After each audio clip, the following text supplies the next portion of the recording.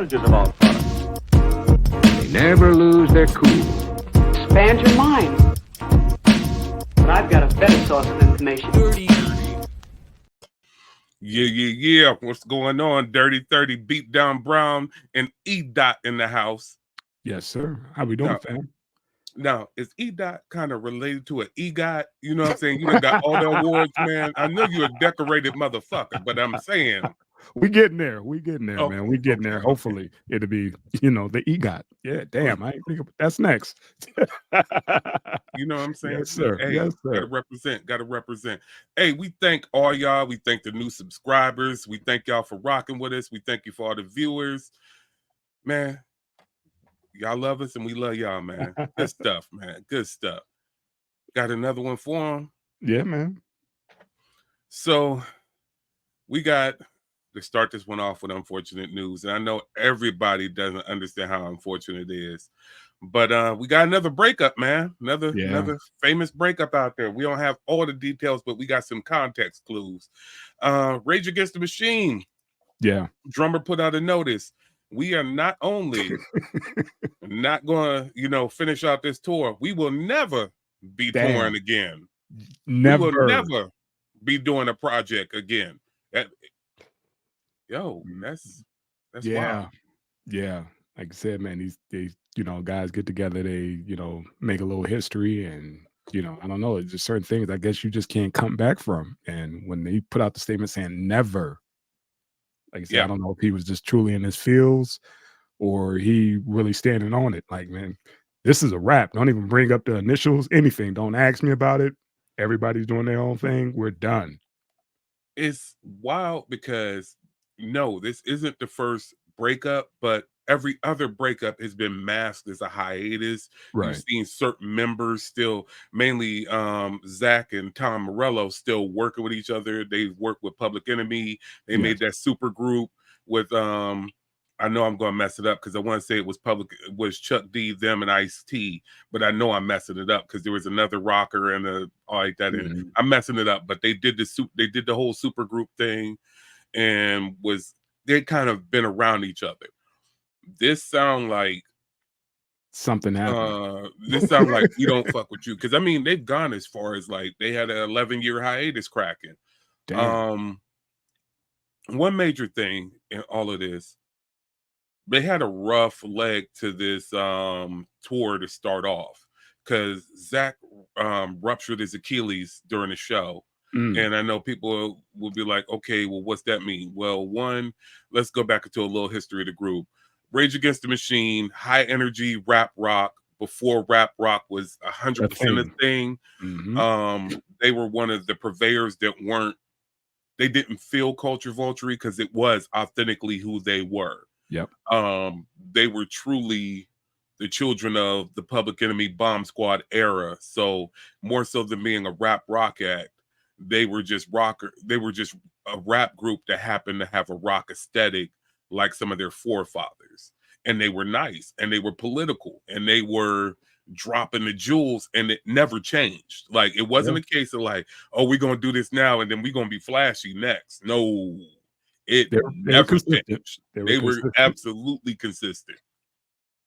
And as the folks say, standing on business. If that was a group, that was Rage Against the Machine. So with that being the case, being a high energy punk rock-esque at times aesthetic group, Zach is all over the stage. He's jumping up and down. He's running around and everything like that. That's a part of the whole thing. He's not standing in one spot. He's not sitting on a stool. So rupturing his Achilles at the beginning of his tour was a major downer, and they actually canceled the tour. But he did 18 dates sitting. Okay. So one, there was the dedication there, but then they took the greater part of last year for this cat to heal up. I think it wasn't, I forgot how many months it was, but he was healing up to go back at it. But a lot of stuff can be said. A lot of stuff can happen. We don't know if there was financial ramifications behind, all of these canceling of the dates. We don't know what kind of beef went on. We don't know. We know they just got put into the Rock and Roll Hall of Fame with Missy and everybody else. Wow. Didn't know they And were the in that crazy class. I didn't know they were in that class. Okay. they were in that Yeah. class, but here goes where it gets crazier with this whole breakup thing going on. The only person who showed up was Tom Morello. The only person who showed up. Zach said he was protesting and wasn't going because Zach was like, I don't feel it. I don't want to be a part of it. But Well, damn. Okay. All yeah, right. Tom went and showed up and did the speech and thanked, as he said, the sixth member of the band, which is all their fans. But yeah, Damn. Okay. Yeah. That was something, man. God dang. I yeah. didn't know it was like that. I mean, you talk about would you say standing on biz? The motherfuckers, they meant that shit. Like fuck, Yeah, fuck it. that is 110% Zach as far as like, yo, I don't feel this. There's other people that should have been here, Mm, whatever. That's his brand. As far as everybody else not showing, that shows that there might have been a little bit something bleeding else. in Yeah. earlier. So this is an ugly thing. It's sad to see. Um, I did go get to see him way back during the MTV generation. Got to see him in upstate New York at a show. That was fire. With a whole bunch of rock bands because I'm weird and I get down like that. You just got an ear. That's all. You Yeah, just got an yeah, ear. yeah. That's all. So that was great. Would it have been good to see him again? Yeah, because they still keep that same energy. Okay. Is you if they just decide they were going to retire because it's just like it's tiring, whatever, Right. cool. But to see people go out on we said this with Hall and Oates. You Yeah. never want to see anything end on a bad note. You would just like to see a swan song. And that's the articles that we review for it. That's what everybody says, like, yo, to just see it go out on such a sour note and just be so final and that's the end of it. That's the sad part. That's the hurtful part of all of it. It's not anything else. It's just that. And Yeah. It was so salute. abrupt and Yeah, yeah, like we're done. Damn the tour. Sorry fans, but y'all will never see us together again. So yeah, that was epic. Shit. that's a lot of a lot, man. That's Yeah. that's Nice saying it with statement. your chest for real, man. He put it out there, was Um, like, "Don't ask." It's like, "Don't we ain't doing none of that. None of that no more, man. We good. I'm good." And, like, they go off and do their own thing or whatever and use the name or who knows, how that go, the lawsuits get to coming in and, who's gonna use the name and all that stuff, but, man, that's just unfortunate situation. I didn't know they were in that class who just got inducted, and damn, to go out, like you said, that's just they really went out on a bad note because they were up, you know? it, it that was one of those rare bands, rare groups that like besides the fact of when they put out new material, people are salivating for it. They Yeah. kind of don't age in a manner of well, one, besides the fact that all of them seem to be in great shape and great health. Um, minus the unfortunate thing with the Achilles. Um, they're one of those bands that they age well. You know what I'm Mhm. saying? As far as like they weren't for a period or for a time. So it's like, oh, a retro show. We've got Rage Against the Machine. It's Right. not one of those Right. joints. It's like, nah, we got a Rage show and it's gonna be a Rage show. Right. So it's because if I hear Buffalo's cracking off, I'm hype instantly. That's in my work playlist when I'm feeling Right. down. You know what I'm saying? It's like these cats is them cats. So it's one of those things of they aren't truly down because they sold out a mega tour. Wow. Folks is truly Wow. disappointed. It's not like, oh, we was playing real quiet venues. They wasn't at, no shout out to the area, but it's not like we was at Ohio Bowl or nothing like that. You know what I'm saying? Right on. Shout out to my people that, play in the valley, but it's not like that. They went from rocking stadiums to that. Nah, they still rocking big in tours. Yeah. And it's I it's just unfortunate. unfortunate, man. That's all. Just unfortunate. Give me a Maybe second. they can get it together just for a swan song.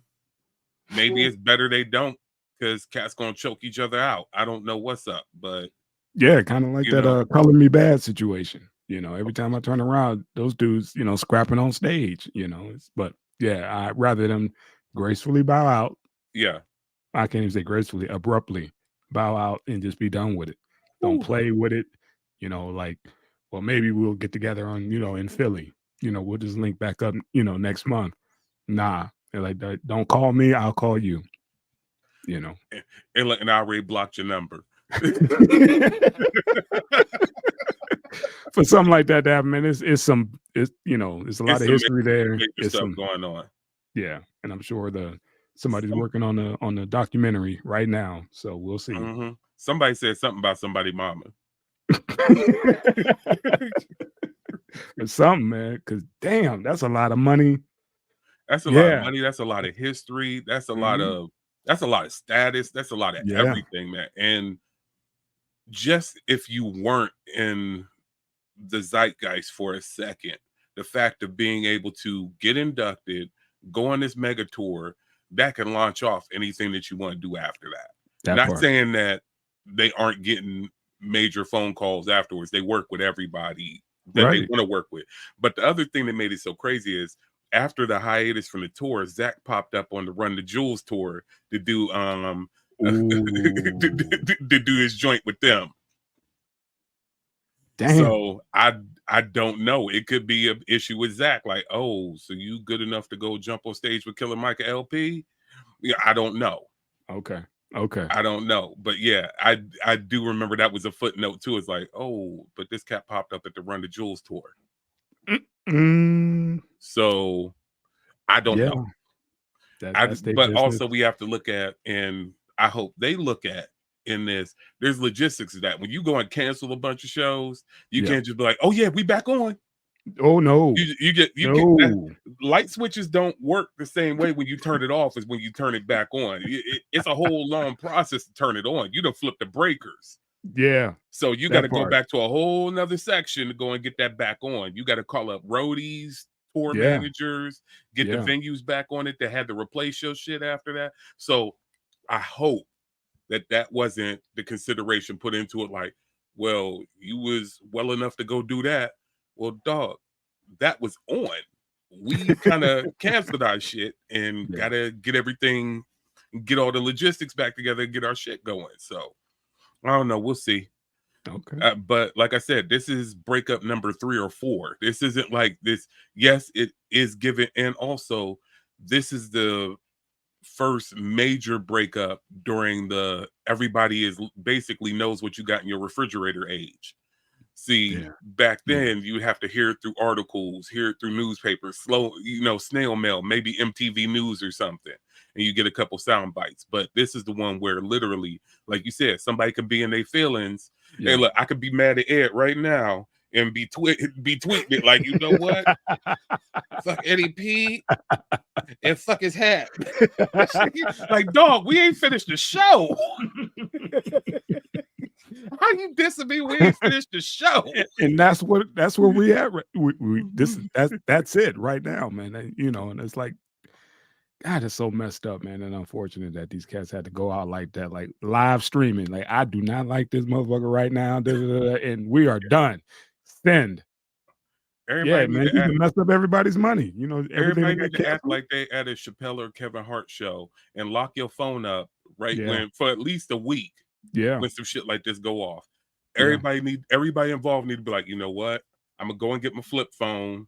My flip phone don't connect to Twitter, Instagram, or nothing else. That part. I'm gonna go ahead and chill, make calls on this, and send them long ass, taxing ass text messages. Itty bitty text. Yeah. You know what I'm saying? I might have to break my chirp back out. You know what I'm saying? We're gonna rock it for a little bit, but I ain't gonna go on no social media for at least a week to make sure that what I say is what I say.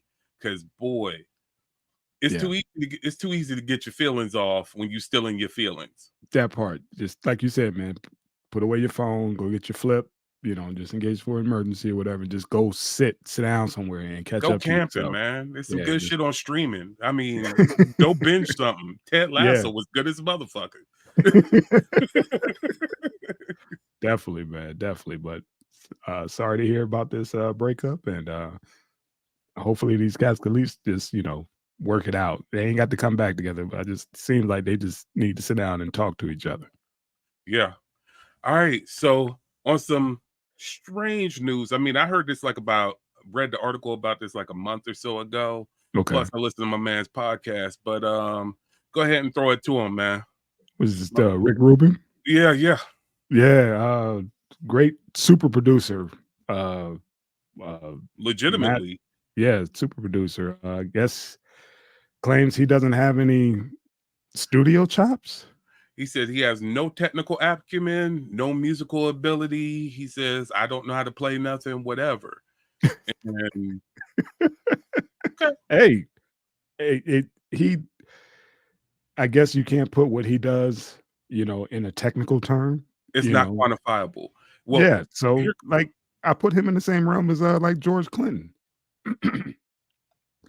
Well, they said George didn't play anything. His ear was so tuned.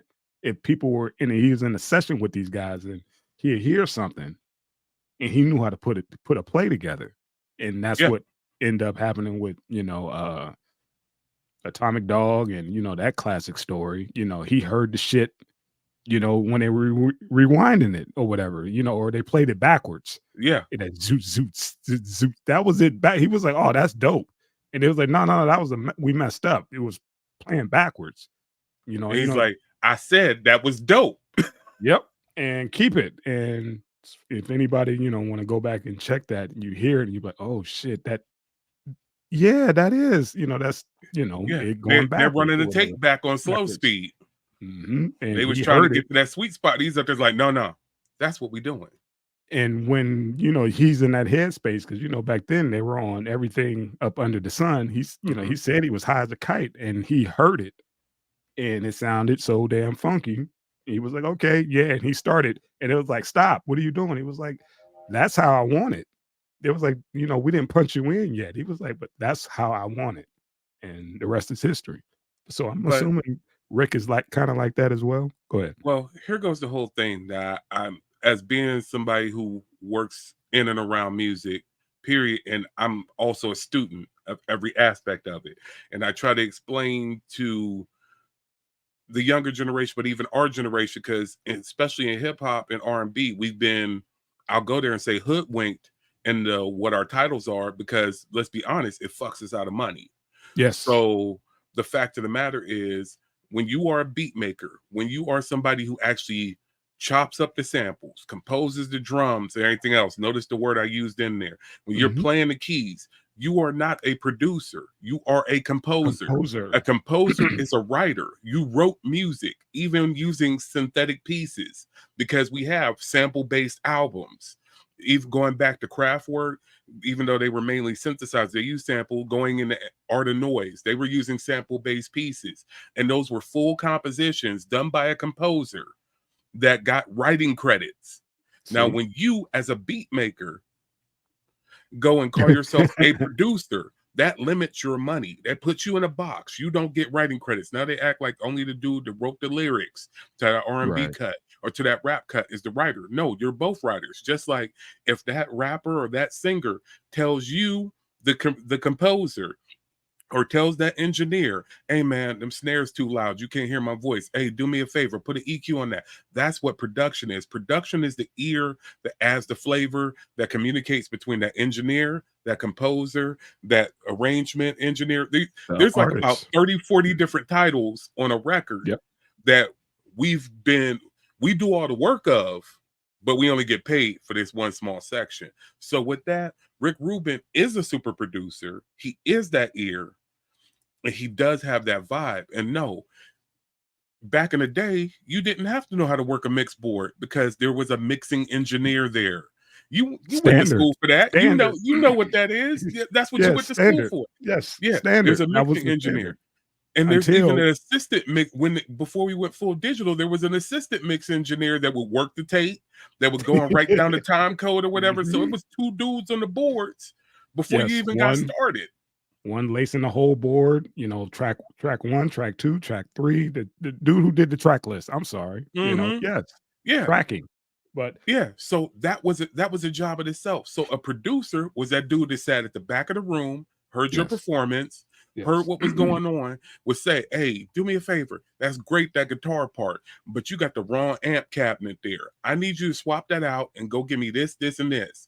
Hey, them Mhm. drums is great, but you need to mic them different and give me a different snare on that one. Go get me a Tama snare." I know that's a symbol or whatever. Leave me alone, all y'all music people. But yeah, I need that, and I need Shilly on the congos. The congo Yeah. player y'all got in here suck. I need Shilly. And this is the man who said, "I want to hear Aerosmith and Run DMC." He's a vibe He checker, and that's he's what the guy. producers are. Yeah, he's the guy. They're like, "That's not going to work. It'll work. Watch this." And he bridged the gap. So he could say he's not a whatever, not sound or whatever in the craft of it, but he's still a super producer in my eyes. Just pulling that off alone, because you got to get uh all these guys that are superstars in their own right and come together and put together one of the most iconic songs ever in hip hop. So go ahead. Think about it. This man has been doing it all the way from Run DMC and the Beastie Boys, To all the Jay. way to Jay-Z, and now working on other people's albums, sitting in with other people, and like you said, executive producing, sitting back. He who will not be named, that kid from Harlem that Mm, decides he likes special parties. mm, That's why he is a producer, an executive producer, because he wasn't D-Dot and all them other cats did the work. yes. You know what I'm saying? Knots did the work. Like Knots told you, if you listen to what I did on Ready to Die, that's not the album. That's not the track. He's like, the Voldemort and Voldemort and his other homie sat back and put the strings on it. You know what I'm Mhm. saying? That was a whole vibe check. They went and got that, and Mr. Take That wasn't up there literally sitting up there with a violin or up there pushing the EQs. He's up there's like, no, that don't sound right. Hey, we need to make this epic, and I have this vision for it. Even when you get into somebody like Kanye, when you listen to, I was watching recently the creation of my beautiful dark twisted fantasy, Mhm. and how much of that was like him making phone calls of basically live samples of, hey man, Ed, let me hear what you got, some piano stuff. I want some dark stuff and sound like this. And you go play something for me. That's cool, but that's the wrong instrument. All right, I need to turn that into this. Right. Oh, well, I got this whole piece. I hate all of it except for that piano line right there. That's Right. crazy. And turn that piano line in the horns. When I heard how when I heard basically what all of the lights came from, Yeah. one, working on music directly. I understand how that happens. Right. I understand that's actually most of the work. You could put down a whole bunch of skeletons and rough drafts, and then all of a sudden, nah, that needs to be guitars, motherfucker. And Yeah. that's how it happens. But that's what a producer does. So no, he's not out of pocket. It's not weird. It's not crazy. It's not stupid. He is Yes. exactly what he says he is. He is a super producer. He's doing his thing. Shout out to him. I'm glad that he has the balls enough to admit it. You know Well, what I'm shit, saying? he know he's a minute. Who's gonna tell him, if he was to say, "Hey man, I want to produce your next joint." Who's gonna tell him no? Yeah. After him admitting, dude, I don't work the boards. I don't play no damn instrument, but yet somehow, some way, I keep coming up with fucking classics. Come on, man. You know what I mean? Like to me, that's more impressive. If anything, And think by about him it. When hip hop first technically started, saying that he don't do it. yeah, and think about it, when hip hop first started, most of the albums, the producers you see on the album is not who actually produced the album because they didn't know how to work the boards. Tribe Called Quest and them didn't know how to run them samplers when they first went there, but they were the ones bringing the records in the sample. They was the ones bringing the drums. That hey, take this drum loop right here, take this Yeah. sample right here. Can we make it fit speed over here? It was only until you got somebody, what's my man that messed with De La that did their first two albums? Oh, Prince Paul. Prince Paul. It wasn't until Mhm. Prince Paul's like, no, I'm going to show y'all how to run this equipment so that y'all know. So Right. from going forward, if y'all bringing me skeletons, y'all bringing me skeletons ready to sample. And then I help y'all put it together. But besides that, y'all going to know how to do it. It wasn't like that. That's why you got so many cats with production credits on stuff that you're like, well, how did this dude that looked like he'd be more comfortable, skiing in Aspen than hanging in the Bronx? How But this cat got a production credit on a classic album? Because but that's what he knew how to work the shit. I mean, shit, think about it, fam. Me and you, we met in Fred's studio. Remember? You know Yeah. what I mean? So you talk about, somebody look like they should be up and, well, Fred ain't, doing no damn skiing those times, I ain't even holler at Fred in a minute, but I don't know. But Shout out to the Dragon. yes, shout out to the Dragon. But yeah, man, we met in the studio and it was that type of situation. Like, dude, I didn't know what was going on. I was like, I need this here. And I was, trying to convey my vision to Fred. And you was like, what you trying to do? And I was like, yeah, I'm trying to do. Yeah, man, that's what I do. Come rock with me. I got you. And I was like, okay. And the rest is history. Yeah. But that's how that goes. That's how it went now. But now everything is outsourced. Everything is this. You ain't, Eddie P this is album how you coming connect. soon. Eddie Yeah. P album coming soon. Yeah, gonna get man. I mean, the mic. that's how that shit works now, man. It's crazy. They don't appreciate the craft of it because it was, Yeah. like you said, just working on vocals, trying to lay them in the track right, and that was because we listened to it differently. Yeah. Now everything is buds. We had monitors back in the day. We'd take our shit, record it, burn it, take it out to the car, and go sit in the van and be like, damn it, it's not, it's not centered, back Yeah. to the drawing boards. Let's go back in and Or get it even the right. crazy thing about the car test was, yeah, you would listen to it sitting in your car, but then we was notorious for, hey man, go park at the end of the block and blast that shit. Let me So hear I what could it hit, sound like yes. out here. I need to hear what Yep. it sound like as Yep. somebody rolling by. See, And that was people the don't, they A&R don't, part. yeah, they don't absorb music the same way. We don't care what Right. it sound like when Yep. you rolling by like that. I listened to an album today, and I was listening to it was just slightly distorted, and it Mhm. disturbed me. And it was a couple good tracks. I couldn't listen to it because it's like, It's yo, off. what the fuck? But the minute I put my headphones on, it sounded right. See, But they made the mix. They it made the mix for this. Yeah. listen to it in the Jeep rolling around. I was like, this shit sounds awful. What the fuck is wrong with this shit? Yeah, it's not mixed for The us. ma- yeah, it's not made for where we used to, sit down and just, sit in the room and absorb it. And we was like trying to make shit like it got to sound good in the car and it got to sound good in the club. Now, like you said, it got to be mixed for fucking buds, It- which is terrible. But which okay. and everything is too damn bassy because you don't have subwoofers in the motherfucking buds. I That don't care part. how Yeah, I got good headphones all over the place. And right. when those headphones do not sound like when I hop in the Impala or when I hop in the Jeep. They don't, because Right. the Jeep and the Impala is knocking. And next you know, I'm like, shit, I can't hear none of the top end of the song. Only those who know what it's supposed to sound like can appreciate that. Because if you Yeah. don't, it sound normal to you. But to those with trained ears, it sound like shit. Yeah. So It sound like Rick shit.